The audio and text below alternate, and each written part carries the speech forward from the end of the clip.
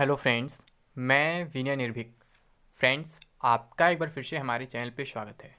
Friends, आप लोग का लगातार कमेंट बॉक्स में एक ही डिमांड रह रहा है कि मैं कुछ अपडेट दूं, कोर्ट केस में क्या हुआ, कहीं से भी कोई खबर नहीं मिल रहा है और एग्ज़ाम कब तक हो सकता है। तो फ्रेंड्स, मैं बार बार कहता हूं, एक ही टॉपिक पे मैं बार बार वीडियो नहीं बना सकता हूं। जब कोई जेन्युइन अपडेट रहेगा तभी मैं वीडियो बनाऊंगा। तो यहाँ पे अपडेट जो है अभी प्रेजेंट में बात करें तो कोर्ट केस को लेकर के है और प्लस रेलवे की कुछ सच्चाई को लेकर के कि यही है रेलवे का असली रंग, जो मैं पहले भी आप लोग को बता चुका हूं। तो बहुत लोगों को लगता है कि मैं निगेटिविटी फैला रहा हूं। तो फ्रेंड्स, ये आपकी सोच है, लेकिन मैं आपकी अपनी सोच नहीं बदलने वाला हूं। जो सच्चाई पहले थी, जो सच्चाई वही मैं आज भी बताने वाला हूं। यानी कि सिंपल सी बात यह है कि आप लोग के सोच के अकॉर्डिंग रेलवे नहीं चलेगा। रेलवे का जो रूल रेगुलेशन है वो उसी को फॉलो करेगा, जो उसका क्राइटेरिया है, जो उसका टाइमलाइन है उसी को फॉलो करेगा। आपके लिए कुछ स्पेशली नया नहीं करने वाला है। भले ही आपको भ्रम जाल में फंसा दिया जाए कि 1 महीने में एग्जाम हो जाएगा, 10 दिन में एग्जाम हो जाएगा, तो ऐसा कुछ यहाँ पे होने वाला नहीं है। लेकिन सबसे पहले हम बात कर लेते हैं कोर्ट केस को लेकर के। जैसे रेलवे एग्जाम डेट को लेकर तमाम अफवाहें फैलाई जाती हैं, वैसे ही कोर्ट केस को लेकर के भी तमाम अफवाहें फैलाई जा रही हैं। कुछ लोग बोल रहे हैं कि कोर्ट केस जो है डिस्पोज हो गया है, कुछ लोग बोल रहे हैं कि 8 नवंबर को इसकी नेक्स्ट डेट ऑफ हियरिंग मिली हुई है। तो फ्रेंड्स, मैं बता दूं, ये दोनों बातें बिल्कुल फेक है। ना ही कोर्ट केस डिस्पोज हुआ है और ना ही कोई अभी एनडीएस मिला, यानी नेक्स्ट डेट ऑफ हियरिंग मिला। तो अब कहेंगे अब तीसरा ऑप्शन क्या हो सकता है कि जब केस डिस्पोज भी नहीं हुआ और एनडीएस भी नहीं मिला, तीसरा ऑप्शन क्या है? तो फ्रेंड्स, तीसरा ऑप्शन वही है जिसके लिए मैं आप लोगों को लगातार अलर्ट कर रहा था, क्योंकि आप लोगों ने पिछले केस में भी देख चुका था कि आप लोगों से पैसे ऐट लिए गए और फिर केस में आपके नाम को इंक्लूड नहीं किया गया। तो यहां भी कुछ ऐसा ही अब धीरे धीरे संदेह हो रहा है। यहां भी केस के नाम पे पैसा तो आपसे ले लिया गया, लेकिन केस को फाइल नहीं किया गया, यानी उसकी एक भी हियरिंग नहीं हो पाई। आपको मालूम है, उसका डॉक्यूमेंटेशन प्रोसेस हो गया, ऑनलाइन दिखा दिया गया, मतलब हाई कोर्ट के साइट पे कि हाँ इस दिन आपकी हियरिंग होने वाली है, एडमिशन इसका होने वाला केस का। पहले 28 सितंबर का डेट मिला था, उस दिन भी केस का एडमिशन नहीं हुआ। फिर 26 अक्टूबर का डेट मिला, उस दिन भी नहीं हुआ। यानी कि केस स्टार्ट ही नहीं हो पाया, तो डिस्पोज की बात कहाँ से आएगी? अब स्टार्ट क्यों नहीं हुआ, क्या रीज़न है, क्यों लोग जानबूझ के मतलब केस से पीछे हट गए या फिर क्या रीजन, मुझे एग्जैक्ट इन्फॉर्मेशन नहीं है। लेकिन मुझे फिर से शक हो रहा है कि पिछले बार की तरह फिर से ये पैसा कमाने का एक नया जरिया था, क्योंकि आपको मालूम है पिछले बार भी मैं आप लोग को अलर्ट कर रहा था कि आप किसी को भी ऐसे 200-300 रुपये ना दें, उसे अपने पढ़ाई में खर्च करें, अपनी बुक्स वगैरह में खर्च करें, क्योंकि इससे कुछ होने वाला नहीं है। अगर रियल में केस करना है तो कोई ऐसे अफवाह नहीं फैलाता है कि बार बार पिटिशनर ऐड हो रहे हैं, ये हो रहे हैं, वो हो रहा है। ऐसा कुछ नहीं होता है। जिसे ऐड करना होता है एक ही बार ऐड कर लेता है, या फिर जेन्युइन प्रूफ देता है कि हाँ हम आपका नाम इंक्लूड कर रहे हैं सच में। लेकिन पिछले बार क्या हुआ था, कुछ नाम आप लोग को टाइपिंग करके दे दिया गया कि आपका नाम आ गया है, जबकि क्या था, मेन पेटिशनर लिस्ट में केवल 124 लोग ही थे। ठीक है, और इस बार केवल 18 लोग हैं। तो उस बार बहुत से लोग मेरे बात विश्वास नहीं किए थे, कुछ पैसे लोग दे दिए थे। इस बार भी शायद कुछ लोग पैसे दे दिए हैं।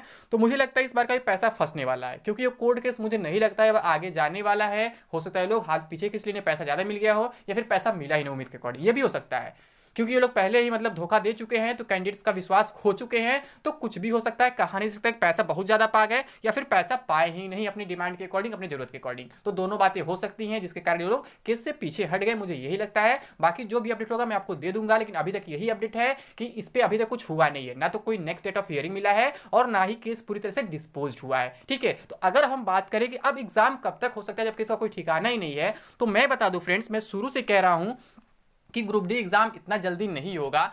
जब मीडिया इंटरेक्शन वगैरह हुआ था तो मैं बताया था, मीडिया इंटरेक्शन पे आप लोग विश्वास ना करिए। ये सब क्या होता है, ये सब केवल पॉलिटिक्स के लिए किया जाता है, केवल नेताओं के दबाव में बोला था, बाकी कुछ नहीं होता है। ठीक है, इतना जल्दी ये सब काम नहीं हो पाएंगे। क्यों? क्योंकि मैंने आपको रीजन दिया था कि जो पिछली वैकेंसी 2018 वाली वो अभी तक कंप्लीट नहीं हो पाई है। और रेलवे का एक रूल होता है, जिसके बारे में खुद रेल मंत्री ने एक बार बताया था कि जब तक पुरानी वैकेंसी कंप्लीट नहीं हो जाती है तब तक हम नई वैकेंसी को आगे नहीं बढ़ा सकते हैं। यानी कहने का सेंस ये, नई वैकेंसी का नोटिफिकेशन तो निकाल दिए तमाम राज्यों में चुनाव को देखते हुए, लेकिन उसका अगर एग्जाम करा देते हैं तो फिर इसके आगे रोकने का कोई रीजन नहीं बचता है वैकेंसी को। यानी कि अगर एग्जाम कराएंगे, रिटन एग्जाम कराएंगे सीबीटी, तो फिर इसका इनको फिजिकल कराना होगा, फिर तत्काल मेडिकल कराना होगा, यानी फिर आ जाएगी ज्वाइनिंग की पैनलिस्ट की। जबकि अभी पुरानी वैकेंसी के पैनलिस्ट अभी कंफर्म हुई नहीं, कंप्लीट हुई नहीं, यानी कि बैलेंस पैनल अभी तक आया ही नहीं है। तो लोग नई वैकेंसी कहां से करा देंगे? तो ये सबसे बड़ा कारण दिख रहा है, जो मैं आपसे शुरू से कह रहा हूं, पिछले 7-8 महीने से लगातार कह रहा हूं फ्रेंड्स, कि अभी एग्जाम होने वाला नहीं है। ठीक, 7-8 महीने क्या, लगभग साल भर हो गया, क्योंकि और जो मीडिया इंटरेक्शन हुआ था लगभग पिछले महीने अक्टूबर नवंबर के आसपास हुआ था। ठीक है, सॉरी 3 दिसंबर को हुआ था।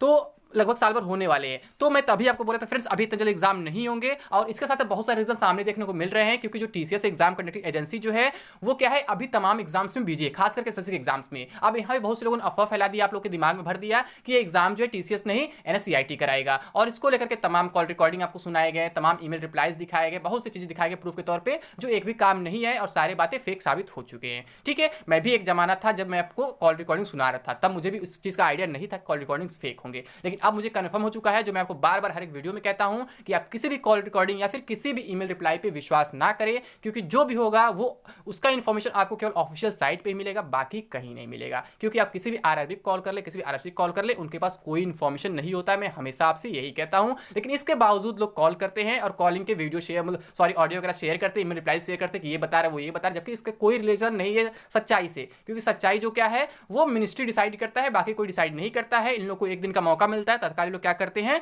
ये साइट पे अपने साइट पे अपलोड कर देते हैं जो भी नोटिस वगैरह होता है। इनके पास कुछ नहीं, इनके हाथ में कुछ नहीं है कि ये पहले बता सके आपको कि ये चीज ये दिन होने वाला है, ये चीज दिन नहीं होगा, ऐसा कुछ बता नहीं सकते हैं। ठीक है, तो अगर हम प्रेडिक्शन की बात करें, यानी बात करें कब तक हो सकता है, तो आप इससे अंदाजा खुद लगा सकते हैं कि अभी जब टीसीएस बीच चलत कैसे हो सकता है। और फ्रेंड्स मैं जो यहाँ लिखा हूँ यही है रेलवे का असली रंग, तो फ्रेंड्स रेलवे का यही असली रंग है। ठीक है, रेलवे तो जल्दी एग्जाम नहीं कराता है, वो बोलने कुछ भी बोल देंगे मीडिया इंटरेक्शन में, अपने इंटरव्यू वगैरह, बट रियलिटी क्या आप भी जानते हैं, हम भी जानते हैं, जो पुरानी वैकेंसी अभी तक 3-3 4 साल में कंप्लीट नहीं करा पाए हैं, वो नई वैकेंसी तो जल्दी कैसे कंप्लीट कर देंगे, आप खुद सोच सकते हैं। ठीक है, हाँ ये तय जरूर है कि आपका अगले साल एग्जाम हो जाएगा और अगले साल के लास्ट तक ही आपका ज्वाइनिंग भी स्टार्ट हो सकता है, लेकिन ज्वाइनिंग कंप्लीट कभी नहीं होगा, ये 100% मैं गारंटी के साथ सकता हूं। क्योंकि रेलवे है, रेलवे हमेशा कोई भी ज्वाइनिंग साल 1.5 साल तक कम से कम चलाता ही चलाता है। अभी 2018 ज्वाइनिंग कंप्लीट नहीं हो पाई है, आप समझ सकते हैं। अभी उसके बाद पूरी ज्वाइनिंग कंप्लीट होने के बाद ये लोग बैलेंस पैनल देंगे, उसके बाद ही कुछ होगा। ठीक है, उसके बाद ये लोग नए एग्जाम के बारे में सोच सकते हैं और शायद तब तक टीसीएस भी खाली हो जाए एसएससी वगैरह से। और वैसे अगर ये लोग ज्यादा ध्यान नहीं दिए तो फिर एसएससी या फिर कोई और डिपार्टमेंट टीसीएस को बुक कर लेगा, फिर रेलवे के एग्जाम में और अधिक देरी हो सकती है। लेकिन अगर हम प्रेजेंट सिचुएशन की बात करें तो मैं शुरू जैसा कह रहा हूं कि जो एग्जाम है ग्रुप डी का आपका, ये अप्रैल के आसपास हो सकता है, क्योंकि मार्च तक जो है टीसीएस बिजी है। उसके बाद हो सकता है एनटीपीसी सीबीटी 2 करा दिया जाए, जिसमें 15-20 दिन लग सकता है, क्योंकि आपको मालूम है उसमें 7 लाख कैंडिडेट हैं, लेकिन वो मल्टीपल एग्जाम्स में अपीयर होंगे, तो लगभग कह सकते हैं 12-13 लाख कैंडिडेट्स हो सकते हैं। और आपको मालूम है सारे जो लेवल के एग्जाम्स है वो अलग अलग होंगे, 5 लेवल है तो 5 लेवल के एग्जाम अलग अलग होंगे। हो सकता है एक लेवल के एग्जाम 2 शिफ्ट में हो, यानी कि एक दिन पूरा एक ही लेवल के एग्जाम हो जो 2 शिफ्ट में चले, यानी कि उसमें भी नॉमिनेशन यूज होगा अगर 2 शिफ्ट में होगा तो, अगर इतने कैंडिडेट्स हो जाते हैं तो। अगर कैंडिडेट्स कम है तो हो सकता है एक शिफ्ट में ही निपटा दिया जाए, लेकिन कम से कम ये लगता है कि 20 दिन का समय लग सकता है सीबीटी 2 में। इससे आप खुद अंदाजा लगा सकते हैं कि अप्रैल से पहले आपका ग्रुप डी एग्जाम नहीं हो पाएगा, चाहे आप कुछ भी कर लें। और यही है सच्चाई फ्रेंड्स, यही रेलवे का असली रंग, चाहे आप कुछ भी कहें। आपको उम्मीद दिलाया जाएगा झूठ में कि नवंबर में एग्जाम होगा, दिसंबर में एग्जाम होगा, हम प्रोटेस्ट के उसका ये इफेक्ट पड़ेगा वो पड़ेगा, ऐसा कुछ होने वाला नहीं है, क्योंकि प्रोटेस्ट से रेलवे नहीं डरेगा। और डर के भी क्या करें जब रेलवे के हाथ में कुछ बचा ही नहीं है, जब टीसीएस खुद बिजी चल रहा है और रेलवे पुरानी वैकेंसीज कंप्लीट नहीं हुई है, तो रेलवे कहां से कराएगा। रेलवे आपके लिए अपना रूल रेगुलेशन नहीं चेंज करेगा। ठीक है, पहले पुरानी वैकेंसीज पे फोकस कर रहा है, आप देख रहे हैं इसमें हर जगह पैनल आ रहे हैं। ठीक है, कहीं डीवी हो रहा है, कहीं पैनल आ रहा है, कहीं कुछ भी होता रहा है, पुरानी वैकेंसीज पे ज्यादा फोकस किया जा रहा है। ठीक है, और एनटीपीसी इसलिए कराएगा क्योंकि कोई पेंडिंग वैकेंसी नहीं था एनटीपीसी का, इसलिए एनटीपीसी को आगे बढ़ा दिया गया। लेकिन ग्रुप डी का पेंडिंग चल रहा है पुराना वाला, इस वजह से इस ग्रुप डी एग्जाम को भी करा नहीं पा रहे रेलवे वाले। ठीक है, तो रीजन यही है। बस आप लोग उम्मीद करें कि अप्रैल के आसपास एग्जाम हो सकता है, उसके बाद भी जा सकता है, बट उससे पहले मुझे उम्मीद अब नहीं दिख रहा है। ठीक है, क्योंकि लोग बैलेंस पैनल देते देते ही जनवरी फरवरी ला देंगे, और तब तक आप जान ही रहे, मतलब वैसे भी टीसीएस बिजी है तो हो सकता है तब तक खाली हो जाए, हो सकता है उसके बाद भी टीसीएस बिजी हो सकता है, क्योंकि दूसरे डिपार्टमेंट फास्ट होते हैं और उनका सब कुछ फिक्स रहता है पहले से। ठीक है, उनका एक कैलेंडर होता है, लेकिन रेलवे कोई कैलेंडर नहीं होता है, क्योंकि रेलवे हर साल एग्जाम नहीं कराता है, रेलवे हर साल वैकेंसीज नहीं निकालता है। ठीक है, तो उम्मीद करता हूँ आपको सारी जानकारी मिल गई होगी। तो अभी के लिए बस इतना ही। थैंक यू, जय हिंद, जय भारत।